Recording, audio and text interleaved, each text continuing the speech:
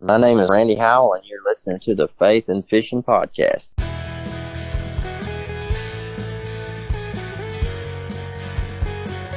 Welcome to the Faith and Fishing Podcast. I'm Cam. And I'm Robert. In every episode, we're bringing you faith stories and fishing memories from some amazing members of the fishing community. So join us as we shed a positive light on all things faith and fishing.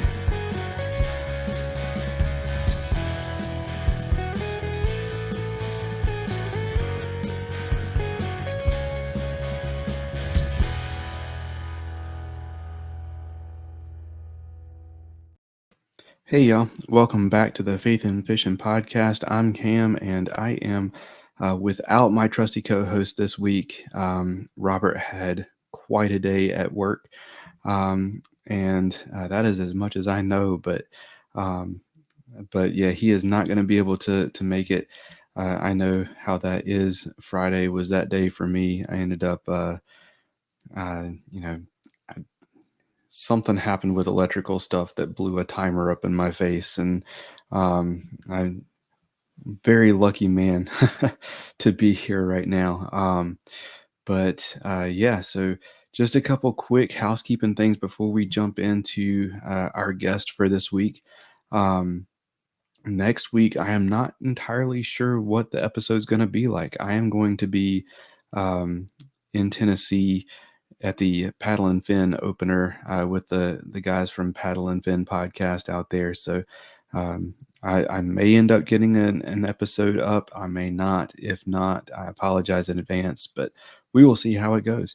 I am wearing my Russell Strong fishing fit. Let me try that again. I am wearing my Russell Strong fishing hat today, and got some sad news.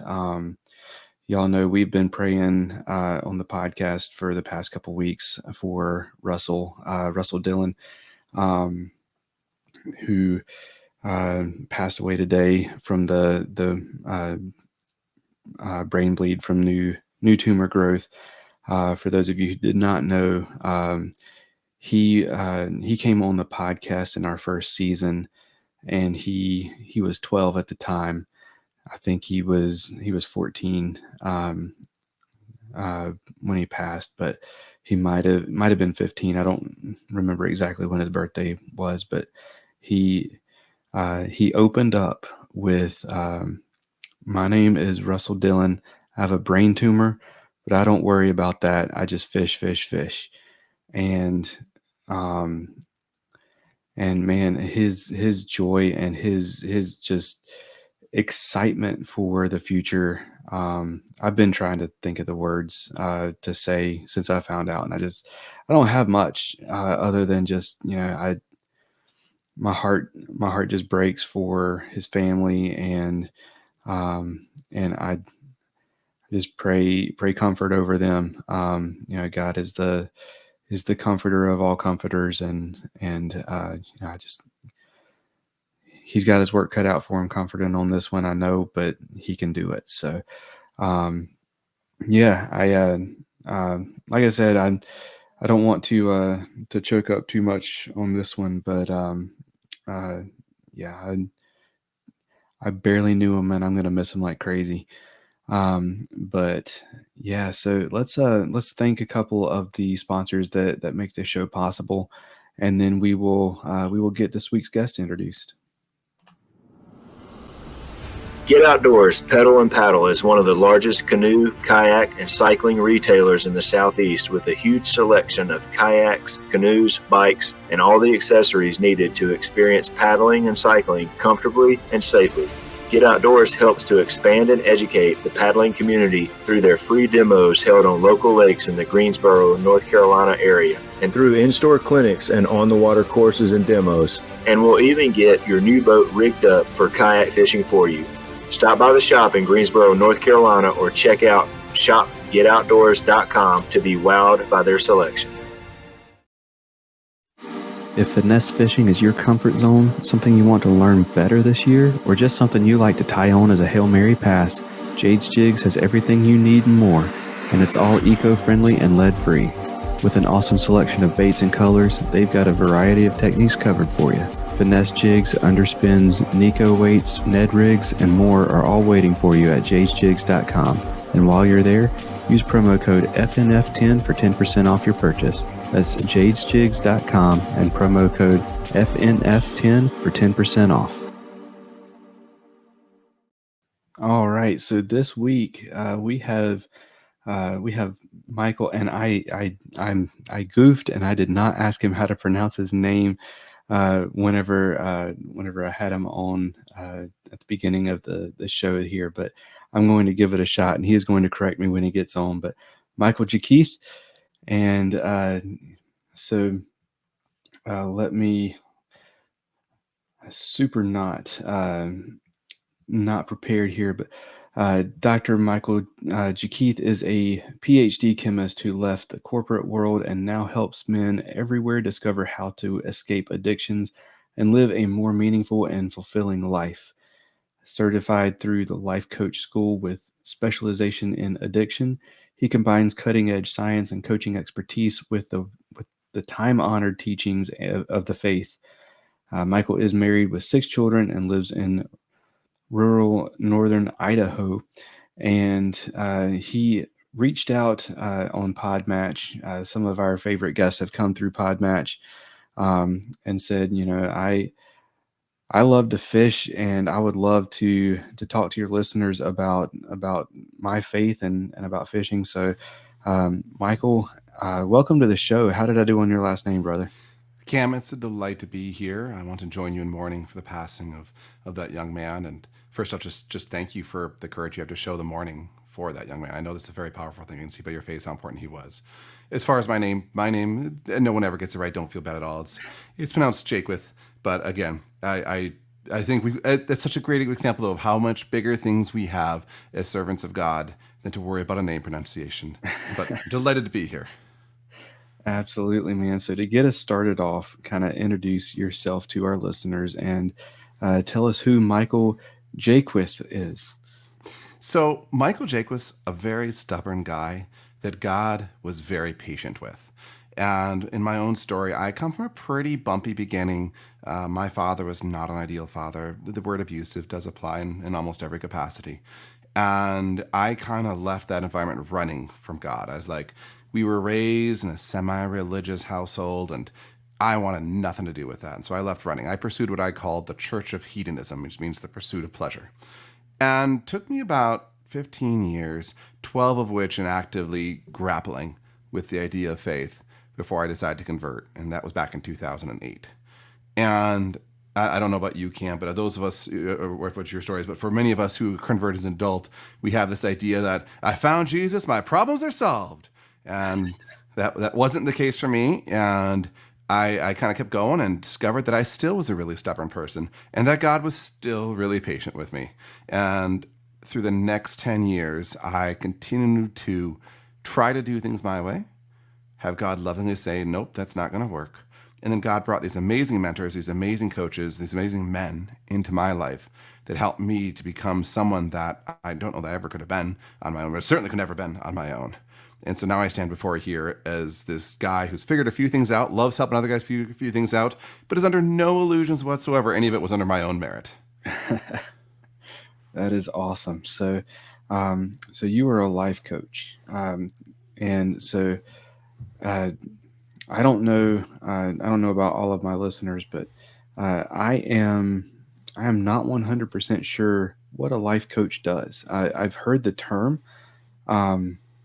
But I've never actually spoken with one. I've never looked into what a life coach is, what they do. And I know to a certain extent it's self-explanatory in the name. Coach somebody through life. But what does that look like? Let me maybe put this into some historical context. More than 200 years ago, everyone lived in a small community. You basically grew up more or less in the same community as your parents. You knew everybody. There was the old timer, old Bob, and when you had troubles, maybe old Bob might walk up and lovingly say, hey, young pup, I see you're doing this. How's that working out for you? And you'd have a conversation, and you'd go do a little better. Well, we don't live in that age anymore. We now live in this highly dispersed, highly disconnected society. And we don't have that transfer of information from one generation to the next. And so this whole industry of life coaching is sort of evolving to fill that gap. And here's the basic premise. If you want to be a great basketball player, you can get a certain ways on your own, and eventually you have to hire a coach because the coach sees from the outside perspective, oh, you're twisting wrong, your grip's changing as you hold the ball, oh, maybe you're shooting a little earlier, your breath is off, whatever. A life coach is somebody who's able to come in and do something similar for you in terms of how is your life going. A lot of times I help guys who maybe aren't showing up in their marriage the way they want to be. Maybe they're suffering with some sort of addiction problem. Maybe they're just, drifting, and they know they're drifting, and they know that God made them for more, but they just don't know how to get there. So often, Cam, there's something that we do to block the flow of God's grace into our lives. And so where I come in particularly is I really bring in the faith element strong. For me, the faith is an essential part of this process. And so you could almost think of the modern life coaching as this sort of combination of a coach like in sports, a mentor like some old guy, and even a little bit of spiritual direction, I say with great humility. Okay, absolutely. So in your bio, it says that you specialize in addiction. Is there a certain reason that you gravitated towards addiction? I think probably because it's my own story. And I just need to be fully transparent, and I won't go into any details, but I was addicted to pornography for many, many years. And I think that is just an utterly rampant problem in our society. And unfortunately, the statistics do conclude that it is everywhere.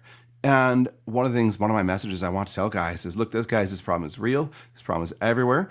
And the real problem isn't necessarily what you think it is. Like, yeah, I know. We all know it's bad. We all know it's morally evil. But we let that slide because we somehow tell ourselves it's okay, whatever. But the real cost is in who you could be and who you could be before your creator and your maker. And at the end of the day, when I stand before Jesus and my own personal judgment day, whatever that looks like, I'm not going to make any predictions times here. I'm not into that camp. But whatever that day comes, I'll stand there and God's going to call me to be accountable for what I've done with this life and this time and this energy that he has given me. And so many of us are squandering that. Men don't know how to throw themselves into something, to become the man they want them to be. And addictions are one of the more stubborn things that blocks that. Not the only. I help clients who are looking for changes of jobs. So often the problem that's blocking them is not actually their technical skills, but how they view themselves internally. And that internal identity and image component is essential. And these are all highly connected, but I hope that kind of answers the question. Absolutely. So, what is the name of your business, or is it just Michael Jaquith? Somebody wants to kind of learn more. How do they find out more? All that good stuff.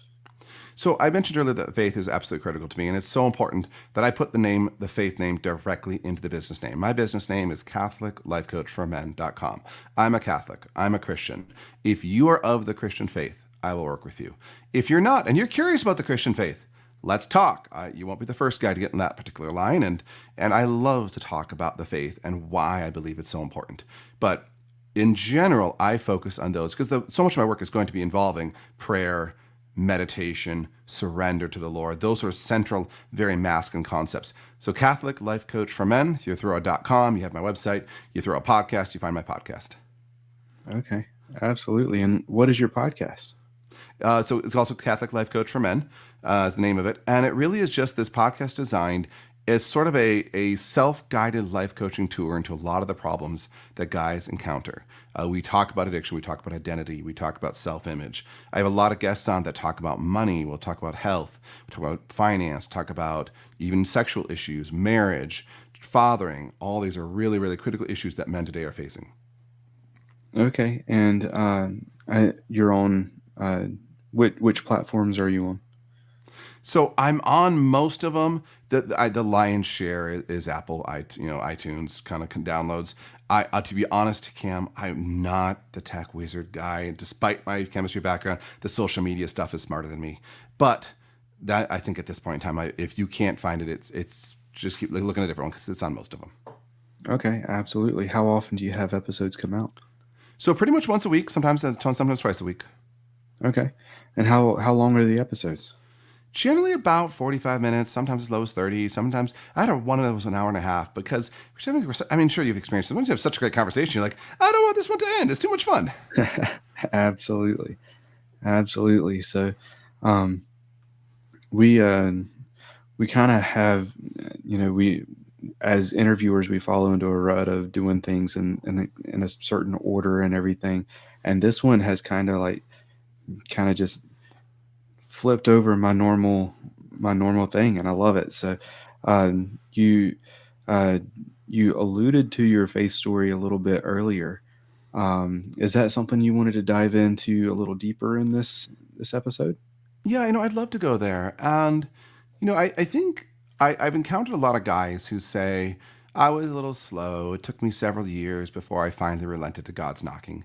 And I tell them, guys, that's nothing. Like, I had all the knowledge, I had all the information. And I was in ninth grade when I met a young man whose name was Paul, ironically.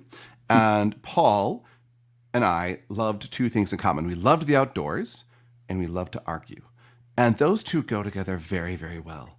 And we'd spend hours and hours, and he'd take the religious side, the side of the faith, and I would take whatever side opposed him, because I kind of was just angry. And we'd debate, go back and forth. And I tell you, Cam, I knew for years in my head that the faith was right. I knew it without a shadow of a doubt, but I was too hurt. I wasn't willing to open my heart up. I was too angry. And for a long time, I struggled and tried to do it my own way. I was somehow convinced if I just drank enough alcohol, watched enough porn, chased enough ladies, full reveal, actually I had no idea how to chase ladies then. It's funny, after getting married, I learned much more actually about, what makes men attractive to ladies, which is super helpful if you want to have a good marriage. We'll get back to that. And I chased and I chased and I chased, and it was always empty. And I remember I was at church, and I'd been going to church for a little while. I hadn't decided yet, mind you, still stubborn. I hadn't decided. And I've been going to church for a little while. And I'm sitting there in the parking lot. And I'm praying, Lord, I think you want me to do this. Give me some sign so it's not subtle. And so it happens to be an Ash Wednesday Mass service. Okay. And so I literally, imagine the scene. I'm walking up to the door. I open the door. And this church, which is, 100 feet wide, has this banner across the entire top thing hanging that reads, "Repent today, don't wait." And I was like, okay, that was subtle, Lord. I think I got the message here. I think I see what you're trying to say to me, right? And so I said, all right, I'll do it. And it is a process you have to go through. It took a little longer than I wanted to. I ended up finding this awesome opportunity to go through private instructions with this old Italian priest. He was a character. He could barely walk. He was just, had just from overweight and like knee problems. And so this one day we're pulling in, there's this parking spot right in front of this restaurant. And he says, "Oh, bless you, Lord, for giving me this parking spot." And he goes for it. And all of a sudden another car turns and starts going for it as well. He looks at the car and says, "Oh, bless you if you do not take that parking spot. And bless you twice if you do."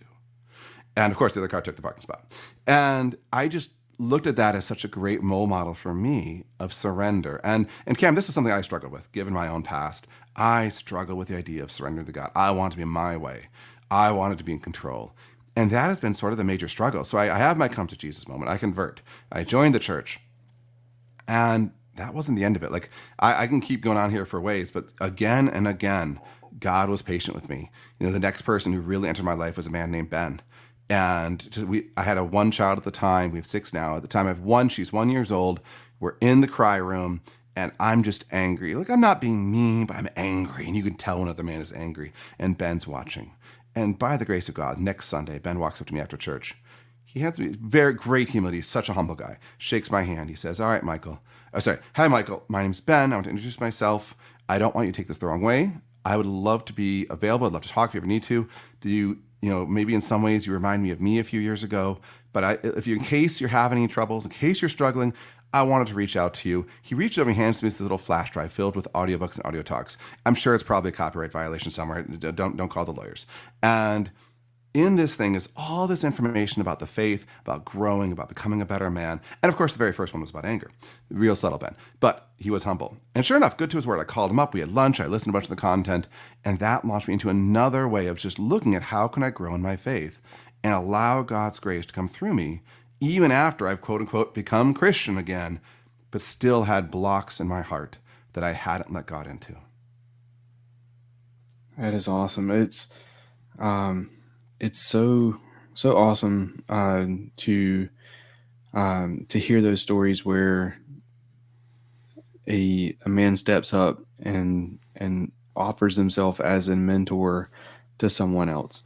That is something that our society needs a lot of, and I think that's why people like you are so important. Um, but but yeah, those if you're in that situation where you see something like that and you're like, I've been there.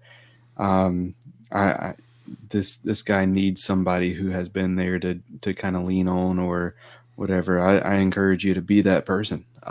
If you're listening to this and you feel you were there, be that person. I mean, you don't necessarily um, have to be a great coach or somebody who is a great communicator, but just be someone who's willing to listen, and that makes a huge difference in so many people's lives. So true. That's a great call to action. If you're listening and you know someone who needs you, take action, introduce yourself. If nothing else, you can just tell your story. Stories are very powerful. Absolutely. Absolutely. We just talked about that this week on social media. You know, that's the reason this podcast exists, is because there is somebody out there who needs to hear your story, and this podcast is all about sharing stories. So, absolutely, man. So I'm kind of chomping at the bit to jump into the fishing side of things. Let's do it. I could sense that. Because we have never, to my recollection, best of my abilities, we have never dived into or dove into whatever the correct verb is. We have never gone into ice fishing, and that is something that you said that you were passionate about, and something that you have a lot of memories with. So there in Idaho, kind of give us an idea of how you got started into fishing, what kind of fishing you do, what kind of fish you're targeting, kind of run the gamut of your fishing background and how it's come to where you are today with fishing. Absolutely. So let me actually say, I actually grew up in northern Michigan. So we still did a lot of ice fishing. And just to set some context here for people who aren't familiar with the way the North works, at different ice thicknesses, they can hold a lot of weight. Like up in northern Michigan, guys drive their trucks out on the ice. And it's not as crazy as it sounds. Like in places in northern Russia, they use the lakes as highways because it's actually an easier way to do it because that ice gets so thick and so strong. And so ice fishing, there's kind of two different flavors of ice fishing. A lot of people think of ice fishing, they imagine some old guy sitting in a bucket with his back bent in a funny shape in one little hole. He's kind of wiggling his little pole through that one little hole, and he's cold, and his fingers are blue. He's not having a lot of fun. And sure, that exists. There's also the other end of the spectrum, which is these guys who in Michigan would tow out, like imagine like almost like a cottage or like a full-size shack. They'd tow it out onto the ice with their pickup trucks, drop it off, drill the holes. They'd have a heater in there. They'd have a couch in there. They may even have a TV in there. Like they'd move into those places and just hang out, if you know what I mean. And so like you can call that ice fishing too. And there's everything in between. But for me, I grew up in northern Michigan. We did tons of fishing. My grandfather was very, very big into fishing. And so from a young age, I remember going fishing with my grandfather. And what really stuck with me is fishing was a time where as a man, you could be present with another man, doing something together. So you weren't just like staring at each other, being like, how are you feeling? I don't know, how are you feeling? This is awkward. But doing something together, but still talking about things that matter. And you're a young boy. Okay, maybe there's not as much real matter, but a little bit. It still feels like as your grandfather. My grandfather's a very loving man. He was very, very Christian, very alive in his faith, and that came through his ice fishing. And so he had this 12-foot aluminum rowboat. We had lots of adventures there. All sorts of adventures of time things go wrong. You get to see how does a real man solve it when it goes wrong.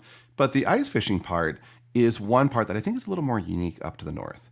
And so the way that we did ice fishing was a little more casual. We weren't quite as serious about it. It was more about the quality of who you were with. So we'd go out, we'd drill a few holes. Different states have different regulations about how many poles you're allowed to have. For example, in Idaho, you're allowed to have 5 poles in the ice per valid fisherman or woman who's there fishing. So growing up this way, it was really important to me that I get my kids involved in this activity, not because I love fish, which is delicious, not because I think it leads to great physique, which it kind of doesn't, but because of the quality of connection you have with an activity that provides you with something to do, that leaves a lot of space for other stuff, if that makes sense. I love hunting too. The problem is hunting, you can't really talk because you have to be quiet. Fishing, especially ice fishing, they don't hear much. It's a pretty thick layer of ice. And so this has sort of evolved. Let me maybe fast forward if it's okay to kind of how ice fishing looks like for me now. So we go out on the lake, and this next part may be a little crazy to you. We'll bring out an ATV. We bring out snow tubes, and I'll have like a 20-foot, straps that connect to the back of the ATV. We haul out a big cargo sled because, you could haul it yourself, but I'm thinking, 5, whatever, to 10 kids out there with me, maybe another adult. And we're going to bring out a big heated shelter. We throw that up, and we make a party of it. And sure, there's fishing, and there's catching stuff, but there's also snow tubes that are ripping across the ice, and it's kind of like an all-day event. But still, it's really important to me that we create those windows of time where the ATV is turned off, where we have little stoves, so make hot dogs and hot cocoa and instant oatmeal and all that kind of stuff out in the ice, all warm stuff. You have those times where you're just standing there watching the poles and nothing's biting, and the conversation comes up. And I think for me, that is the heart of why I like fishing the most. That is awesome. So I have so many questions. First of all, as someone from North Carolina, the ice fishing to me is whenever the very edge of the pond has a little bit of ice on it. But what is snoatmeal? Snoatmeal. Instant oatmeal. Sorry, I mumbled. That was my bad. Instant oatmeal is just you have hot water and you pour it like the sugary, like mostly sugar solution. Sorry, I didn't articulate that well. Every time it snows here, and I threw up air quotes for those of you who are above the Mason-Dixon and don't believe that a North Carolina boy knows what snow is.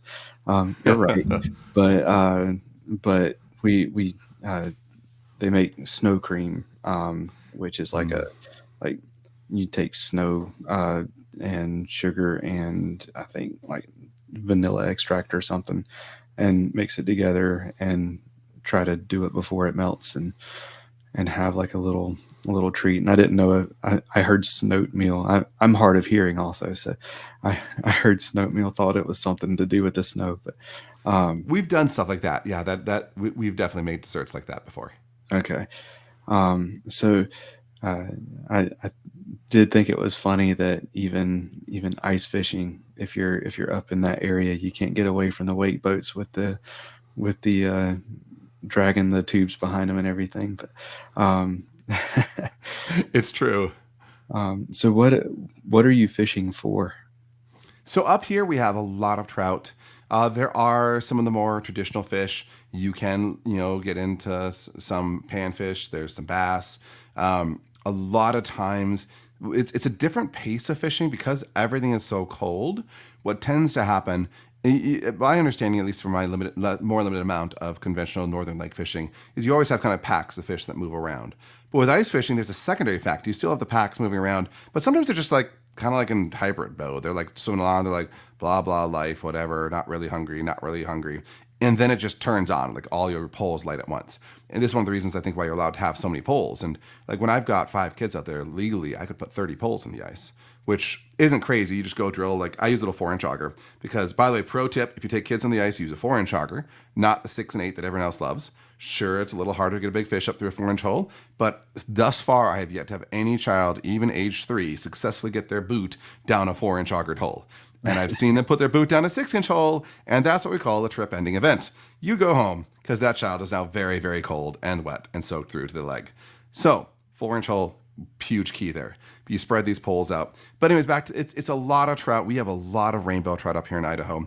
Where I grew in Michigan, on the Great Lakes, you have lake trout. Oh, those are so much nicer, so big. Although those, you probably would really struggle with a 4-inch hole. We used bigger holes back then. I was going to ask if lake trout was something that you targeted. Back then, yes. In Michigan, yeah. It's so much more meat to them, man. Sometimes you pull up these little tiny rainbows here, and I almost feel bad for them. Like, we pulled up a little 6-incher. Oh, I shouldn't say this too loud. If this wouldn't be going out to anyone, don't let the Idaho Fishing Game know this. We kept one that was exactly the bare minimum legal size, wink, wink. Anyway, because it was the first fish. And, of course, the first fish, when you have kids, always has to be celebrated. This poor thing made 2 bites by the time I was done slaughtering my fillet of it. And anyways, I will say actually that I've had a couple times. Idaho Fishing Games is our local, enforcement agency, And every time I've engaged with them, when they see that a couple dads, bunch of kids, they've bent over backwards to be helpful, supportive. I've never gotten a single ticket, even if it's actually doing something wrong. Like, I've just been really impressed with how helpful they've been. But we do have, you'll pull up some bass sometimes. Those are nice. Pull up some crappie sometimes. A couple panfish. Generally, our panfish don't get very big, and so we tend not to target them. But there's some areas, some of the bigger reservoirs, you can pull up, 14 to 18 inch trout. Okay. And so, like I said, a lot of questions because this is something that is so far out of my wheelhouse. I have absolutely no clue what's going on. What kind of gear are you using? Are you using like the really short rods and you using like little jigs, or are you using like what are you using for that? So it kind of runs the gambit. When I first started fishing with my kids, I stole one of my grandfather's techniques, which is don't buy nice gear, because that way if the kids lose it and drop it over the side of the boat, you don't have to get mad. And so my first set of gear was literally like $5 and $10 pole reel combinations I picked up at garage sales. And I picked up like a half dozen of those. I'm like, cool kids, we got poles, let's go fishing. And sure enough, first day out there, Dad, my pole just jumped in the water on its own. I don't know what happened. And you're like, oh, buddy, we got to work on that. Okay, we have another pole. It's all right. And like, but if when you buy a really nice thing and the kids do that, you're like, like the Homer Simpson strangling Bart Simpson image comes to mind right now, right? And so that's my starting point. And you can work with those with ice fishing. You totally can. One of my tricks that I'll do if you have no other gear than cheap poles, when you auger your hole out and you're pulling up, you pull up a bunch of slush that was the cut up ice, and a bunch of water comes with it too, a little whoosh from your spinning auger. And then you just take your big rubber boot and you kind of scoop it from each side into like a little mound of slush and jab the bottom of the pole in that. And that works. It's not the fancy tensioned line that helps set the hook. Hey, those are cool. But if all you got is that, the way you know the fish is on, because the pole falls over. The fish comes by, takes the hook, the pole falls on the ice. Like, oh, look, there's a fish. You run over, grab it. And so you can start with that. Since then, I've upgraded a little bit here and there, as we fishermen tend to do. And I've taken PVC pipes and built little pipe holders. They will sell little ice fishing specific things that will like tension the pole. You clip in the line, so when the fish pulls it out of the clip, then the pole snaps back up and starts to set the hook. I haven't done those as much because I'm afraid my little kids are going to dink with them. I don't want them to hurt themselves. By all means, you can do jigging. What I'll oftentimes do if the fishing is really slow is we'll set up the field of poles, and then if we're in a heated shelter and if it's a cold day, I'll drill a hole in there. Otherwise, just drill a hole outside and just jig one line, something sparkly on the bottom of it with a little bit of bait. In ice fishing, one of the things you want to do, and you have to be somewhat careful to make sure you follow the law regarding this. Different states have different laws, but you want to get something very smelly as a bait source that will help to engage the fish's, okay, I do want to eat drive. There's a behavior that's not legal called churning, where you dump a bunch of, let's say, whatever loose, smelly food into the top of the ice hole, intending for that to sink down slowly and kind of get a frenzy going on. That's not legal to do, at least in Idaho. But there are other things you can do. You can use like a big chunk of Velveeta cheese, for example, and put that on your hook. And that's legal because it all fits on the hook. But once it's in the water, it's going to start dissolving a little bit, get some fish frenzy kind of action going on. And so there's a lot of different things you can do with that. But it can be anything from the very, very simple gear to the very advanced. They do sell auto jiggers. And so if you've got the money and you want to put it into it, it's just a cute little robotic device. It goes, roop, roop, roop, and some sort of little set pattern you can tune. And most states that's legal too. Okay. And so in areas like Idaho where churning is not legal, how do you find the fish? So again, that depends on your budget. There are fish finders designed for going under the ice. And so it's just the same little sonar concept, but you have to get the little piece down underneath there. I actually don't have one. The way I find the ice is the first thing I do is when I get on the quad and I got the kids with me is I look around and I find the oldest looking dude on the lake. And I zoom over to that dude with the kids, and the kids are pre-programmed with what they have to do. And the kids jump off and they run up and they say, "Hi, we're here to fish. Where should we go fishing?" And this old dude sees this big old gaggle of 3-4 cute little kids running up to them. And he can't help himself. And he's like, "Oh, you cute kids. You should go fish over there in that spot right there." And I'm like, "Yeah, my plan works again." Oh, that is awesome. So excuse me. So you were talking about the fish finders, those that are made for the ice. Do they work on top of the ice, or do you have to drill a hole and then stick your transducer in there? They note they're not here. Let's go over here, drill a hole, stick your transducer in. Note they're not here. How does that work? So I should put an asterisk. I've never actually used one myself. But my understanding is, from at least what I've seen, it kind of depends a little bit on the size of the lake you're in. In a small enough lake, you're not moving that much. In a bigger reservoir, absolutely. But you absolutely have to drill a hole to get it down there under the ice. Okay. All right. Well, with all of our guests, there's two questions that we always ask. So I wanted to make sure that in this situation we get a ice fisherman's uh, uh, take on it as well. So, what fishing story or memory means the most to you? Well, I'm going to share a story with you that just happened this last winter. And I want to brace it. The story starts off sounding a little scary, but don't worry, no one was hurt and everything was ultimately recovered. And so in this particular story, we went out on a Wednesday. We measured the ice. It was more than thick enough. And then we had 2 nights where the low was below 0. And we went out on a Friday. We jump out, we throw the quad on the ice, we start taking gear out there, and the quad starts sinking through the ice. What had happened, I didn't know at the time, is the lake had turned over. This doesn't happen very often, but it was one of those years. It got super cold, super fast. The top layer had frozen. There's still a lot of warm water deep in the lake, and the lake actually rotated, and the warm water came up and actually started melting the ice, turned into a lovely slush mess that I chewed through with the quad, and the quad starts sinking.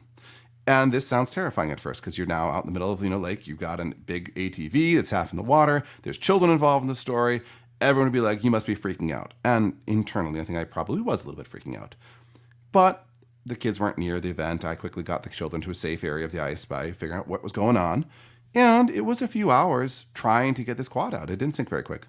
And we ultimately failed that day. We had to come back a different day to finish the job. But what I think was really so powerful of the story is as this event is going down and you're worried about, this piece of equipment, you're worried about the safety of human lives, you're worried about are the children getting frustrated and annoyed. At one point we paused the whole thing, went over, set up the cute little heated tent in a safe area, got the stove going, made some hot food for these kids, set them up with some games, got them doing some fun stuff. And so they still had a good time.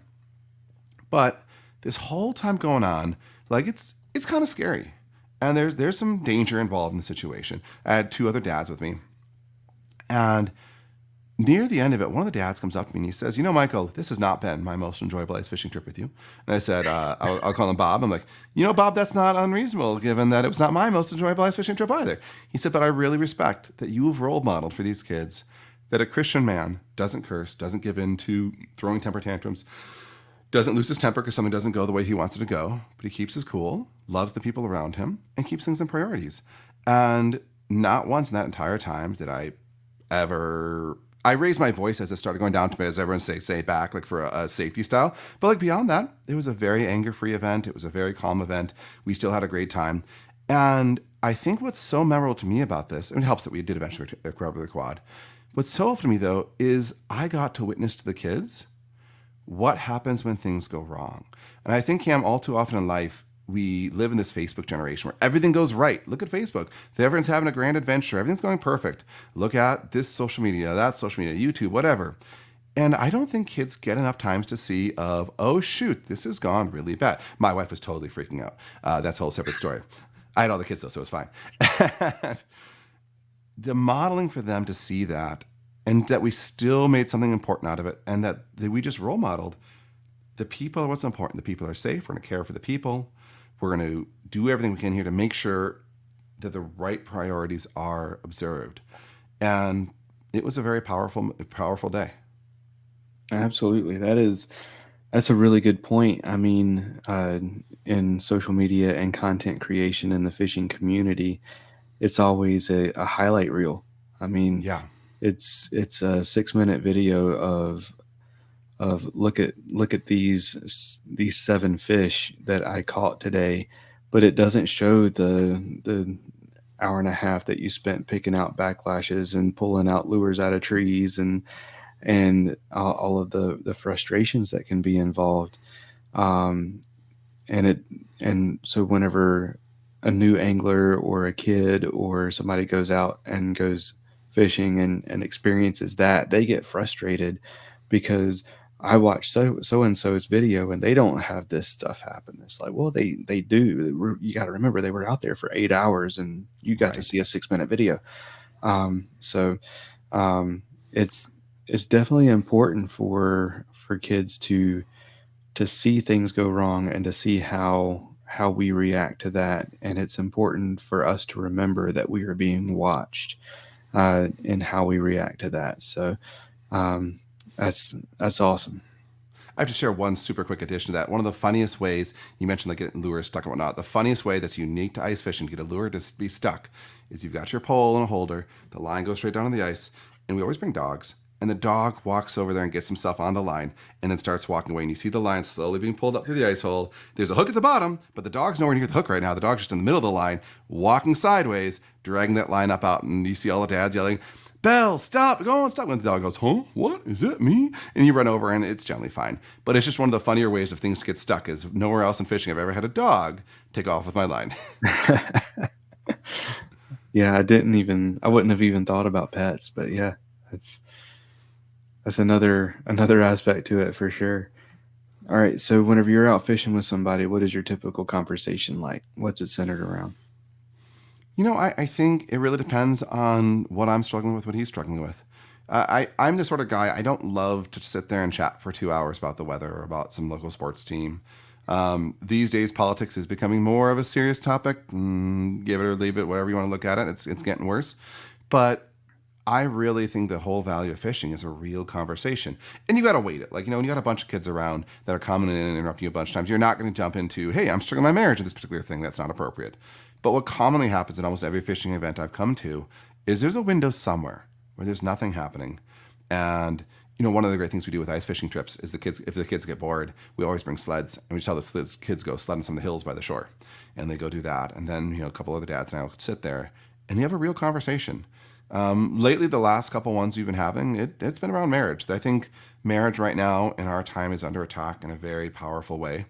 And I've been finding that when I am vulnerable with guys to say, "I'm struggling with this aspect of my marriage, I'm struggling with that aspect of my marriage," almost immediately you can see their eyes light up, and whether they say it or not, their body language says, "Yeah, me too." And if they're courageous, they'll say it out loud. Awesome. All right, man. Well, with all of our guests, we do a segment called "What's Your Favorite?" It's self-explanatory. I'll ask you your favorite in a few different categories, and we'll have some fun with it. But we will get that started right after this.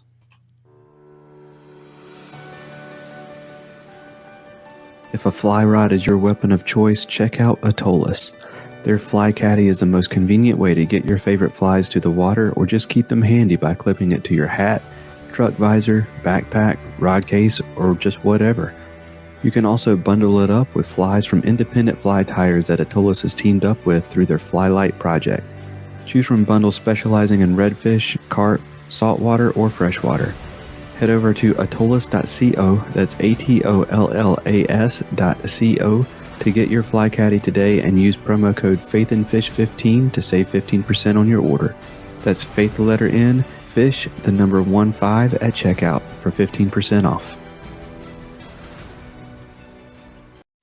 Mr. B Lure Company is making high-quality, handcrafted lures and has been for 30 years, right here in the U.S.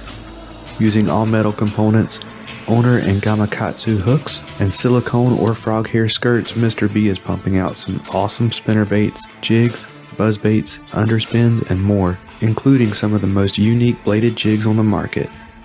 To fill up your tackle box, go to MrBLureCompany.com, that's MRBLureCompany.com, and use promo code faithnfishnpod1x10 at checkout to save 10% on your first order.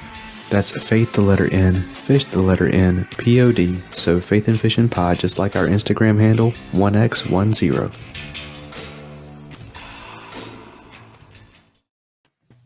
All right, so to get us started off, what is your favorite scripture? I'm going to go to a book that people might not know. Some Protestants might call this apocryphal. It's the book of Sirach, or sometimes the Wisdom of Ben Sirach, or sometimes Ecclesiastes. It's the second chapter. I believe it's verse 5. I might have the verse number slightly wrong. But it's, "My son, when you go to serve the Lord, prepare yourself for an ordeal." I love that.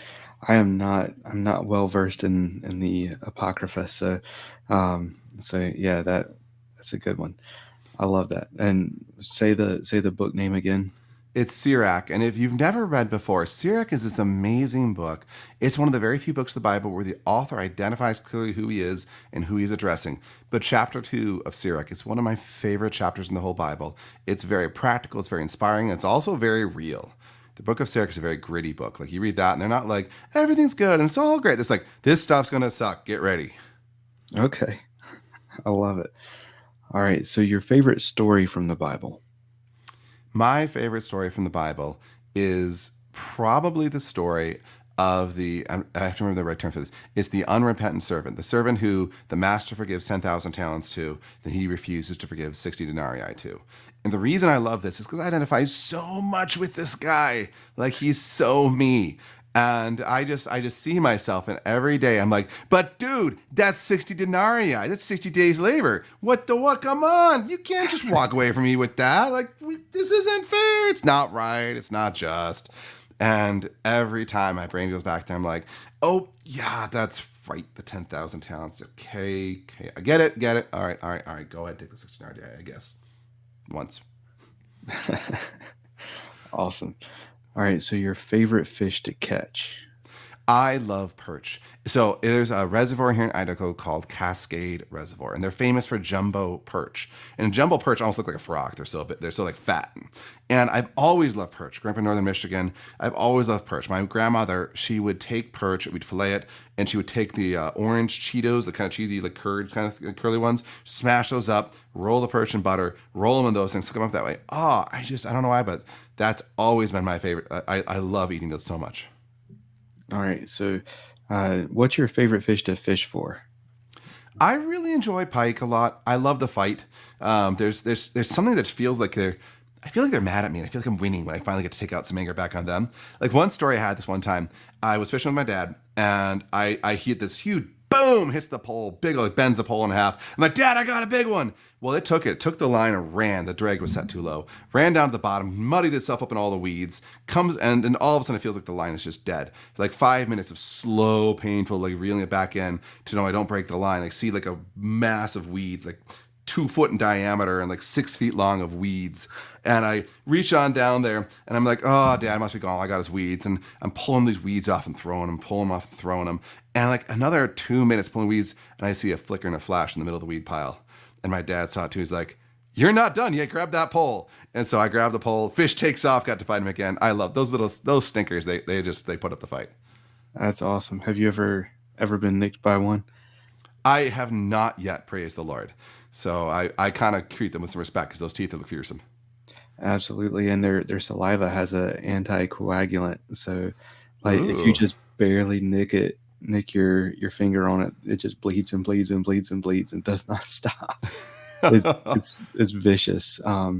We don't have pike, but we have chain pickerel, which are very similar. They just don't get near as big, and they love the swamps and stuff, and they are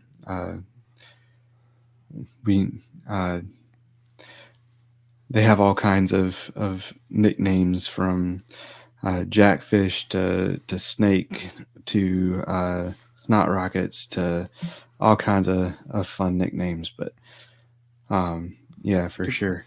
Do they have the extra row of bones like pike do? Like, that's one of the things that I remember my grandfather teaching me about pike. So pike have one extra, I don't have to demonstrate them in the camera, but the pike have one extra set of bones along their back. And so when people fillet them, they always get really frustrated. And my grandfather always taught me that extra set of bones, you just cut right through it, fillet the rest of it like normal, flip the fillet over on its side, and you can slice right along the whole string of it and pull the bones right out that direction. Okay. So that's a pro tip if it ever comes up. Maybe. I've never eaten them. I know that that there are those that do, but I've never tried them. So, but yeah, we yeah. All right. So back to what's your favorite? Your favorite fish to eat. I think you may have already dove in on this one, but yeah, that's got to be the perch. Although I will say the lake trout in Michigan were pretty good too. So those definitely get an honorable second mention there. Okay, absolutely. Yeah, I've eaten my fair share of perch. They're also a bony fish, but they're delicious. The flavor is just so good. It is. All right, so you already talked about how you're cooking the perch and everything. And all right, so what is your favorite fishing snack? Probably gummy worms, and that's nostalgic. My grandfather, I remember, he taught me this trick about how to just keep kids engaged and just slow little bit of food here and there. He'd call them emergency rations. And so he said he'd always get this big old pile of gummy worms. And sometimes it's Twizzlers, but mostly gummy worms. And he'd be like, all right, honey dear, I've got the emergency rations just in case an emergency strikes. We'll be ready. And we'd be out there, I don't know, 10 minutes of fishing with nothing hitting. And Grandpa looks around. He's like, oh, I feel like there's an emergency coming on. Might need to hit the rations. And so I just have this nostalgic memory of not catching any fish, but Grandpa being like, well, the fish aren't eating the worms, so I guess you boys should eat these worms instead. That's awesome. Yeah, I actually took Henry out fishing today. He loves it. He's begging for it. We've been a couple times this week actually, and he main thing just like that. It's snacks are king whenever you're taking a toddler fishing. So we had our fair share of Cheez-Its and Pop-Tart today. So. This one buddy of mine I met, and at the time I said, hey, we should take these 5 kids fishing in this canoe. And he looked at me like I'm crazy. I'm like, dude, just trust me. And we were out there for probably 3 hours, and I had a whole bag of different snacks. And I just kept feeding him out slowly by slowly. And we get done with that. He's like, dude, I can't imagine you got 5 children to sit in this canoe with the 2 of us adults for whatever hours. And they were happy the whole time. Like, yeah, you got to pump the food. Yeah. All right. So important question. You have are you going after the regular gummy worms or the sour gummy worms? Oh, you're pulling on my heartstrings, man. I love the sour ones, but I gotta do the regular ones for the kids. They've got more holding power. Okay, for sure. So for you, are you brand loyal? Does it have to be the trolley bright crawlers? I don't know. So we have a Wingco brand of grocery store here that has these bulk bins, and I don't know what they put in them, but they've got some sour worms that are pretty good. And so, like, I wouldn't say I'm like die hard brand, but like, you don't want to get burned. Like, you have to be an adult. You don't have that much in your sugar budget, and you hate to blow the sugar budget on something that just doesn't satisfy. I hear you. That's awesome. All right, so let me find where I am. All right, so don't need GPS coordinates or secret spots or anything, but what is your favorite body of water to fish? Ooh, that's tough. Probably right now there's a little reservoir, and you can just Google search this, called Horse Thief Reservoir. And what I love about Horse Thief Reservoir, first off, the ice gets super thick, super fast. So it's a great spot to go for that. Although, get a check before you go if it's slushy. Never take kids ice fishing if they're slush. I can't believe I didn't mention this. With ice, so I'm going to pause for a second. This is really critical for any dads that ever want to go ice fishing. You can have 6, 8, 10 inches of ice. Even if I've even seen 14 inches of ice, that's solid ice, but the very top will melt a little bit and then turn slushy. That's fine as an adult. You can wear mucks, walk right through it. Don't take kids out in it. Just no, especially not little kids, no one under 8. Because here's how it goes. Hey, Dad, watch me. Whoosh! Oh, Dad, I'm cold and wet. Trip over. Not worth it. And so just don't do that. But otherwise, Horse Thief's awesome. They stock it with 8, 10-inch trout, little rainbows that are great for the kids. There's some bigger ones that live in there too. So if you're patient, you can sometimes pull up some of the bigger ones. And it's a little smaller. It blocks the wind. And it's just a cute little lake in a beautiful up high elevation, northern Idaho, central Idaho for that one, that I really love. Okay, absolutely. And your favorite lure to throw? Red and white daredevil, by far. That was one. That was my grandfather's favorite lure. And I don't know if it's just, I have positive thoughts about that one. If God blesses the one I've got, I don't know. But that one just seems to hit more often. It's so simple. It's been around forever. Oh, is that a spoon? Yep. Okay. All right. Awesome. And this one seems kind of silly to ask in this particular episode, but it's part of what's your favorite? What is your favorite time of year to fish? Well, I obviously have to, go for this, but I'll throw out there probably end of January, early February, because you have the least amount of slush. You haven't got much warmth yet, but you've gotten thick enough now where the ice will hold. But I'll put one caveat there for middle of July, because if the fishing's really slow, you just jump in the water and go swimming. Nice. All right, man. Well, we are going to start wrapping things up. If you will, let us know what's coming up for you. What's coming for me? Well, I've got a number of new things I'm launching on the life coaching side. And so I really mean it when I say God's put on my heart to talk more about marriage. And so I'm right now rolling on a cute little program. I have this engineering background, and I think there's one big problem right now where engineers marry women. And here's there's like masculine and feminine, right? And engineers, like the more nerdy, like the more like detached from their feelings kind of guys, they tend to marry the opposite, which is women that are the most attached to their feelings. And so I'm putting a communication course together to try to help bridge that gap. And so that's actually being launched right now. I've got a couple books in the pipeline that are coming up. Can't tell you when they're coming out because that depends on, well, I've got 6 kids, so I can't really answer that one with too much definitiveness. But in terms of, I'll answer the question totally differently. Right now, as I look at my window, we've got about 90% of our snow melted off. It's middle of April right now, so it's been a cold spring. But we're probably got another 2 months, and then the high altitude lakes start opening up for canoes. That's the next thing for fishing up here. Nice. Awesome. So plug your socials and your, you've already mentioned your website. Do you work in terms of life coach? Do you do like virtual stuff, or is it just local? So everything I do is virtual. That's just kind of the way the world's going right now, and I love living out here in the middle of nowhere, and so that means I got to do virtual. In terms of social media, I have a confession to make. Don't tell too many people this. I don't like social media, and so you're not going to find me on much of it. Really, it's the podcast, Catholic Life Coach for Men. I feel like God's telling me to start a YouTube channel. Remember before how stubborn I mentioned I was? That's coming up right now in real time.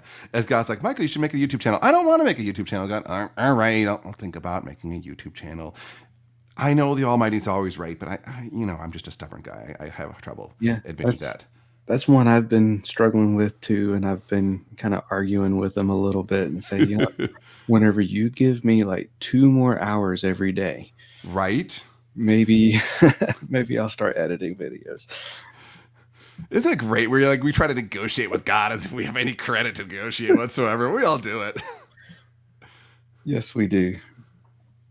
All right. And I want to give you an open floor to do any shout outs. If you have sponsors or supporters, anyone you want to say thank you to, the floor is yours.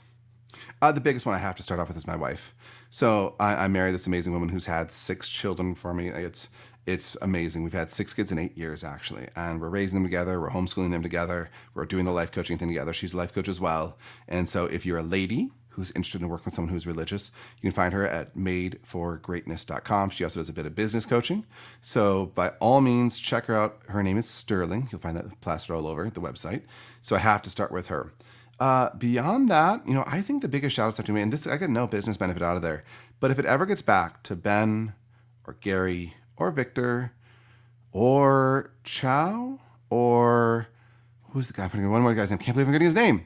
Anyways, it'll come to me in a second here. These are the guys who have made a huge difference in my life. They are the reason I'm here before you today, not some hot nutcase in some house in that straitjacket. And I cannot let it go by saying that the mentors that God has given, Dan, that's right, Dan, without the mentors God has given me in my life, I wouldn't be here today. And I have to give credit back to there. Absolutely. Well, Mike, man, or Michael, thank you so much for coming on the show. I've really enjoyed it. Really enjoyed diving into to life coaching and ice fishing and a lot of stuff this episode I did not know a lot about going into, and that's always a fun thing for me. So I've thoroughly enjoyed it, man. Thank you, Cam. It's been a delight to be here. You're a fun guy, and I hope the audience has benefited as well. A huge selection and crazy fast shipping is already enough to turn heads as an online tackle shop, but Omnia Fishing sets themselves apart with their ambassador program. With Omnia, you can send in fishing reports for your local lakes that recommend baits, structure, tactics, and gear. And when another angler takes your advice and purchases something from your report, you get credit for it to spend at Omnia. The best part means that with Omnia Fishing, you can shop by lake and purchase baits and gear that are proven to work where you're fishing. To get started, go to omniafishing.com and use promo code FNF15 to save 15% on your first order.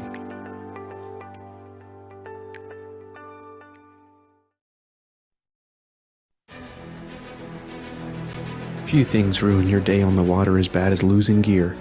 But with the retrieval devices for fishing rods, action cams, bow fishing bows, and more from Save Your Outdoors, You don't have to let dropping your stuff ruin your day because you can get it back. The pressure-sensitive filter keeps water from rain and quick dips in the water out, but it lets water in when your gear goes overboard to release a float attached to your gear by 60 feet of line so you can get it back. Go to saveyouroutdoors.com to learn more and try some for yourself, and use promo code FNFP15 to save 15% on your order.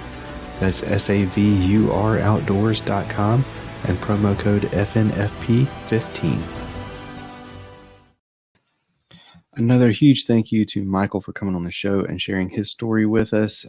All of his links will be in the show notes, so make sure you check those out, as well as the All Things Faith and Fishing link that will have all of our sponsor links. It will have links to the YouTube channel, the website, merch store, all of that good stuff.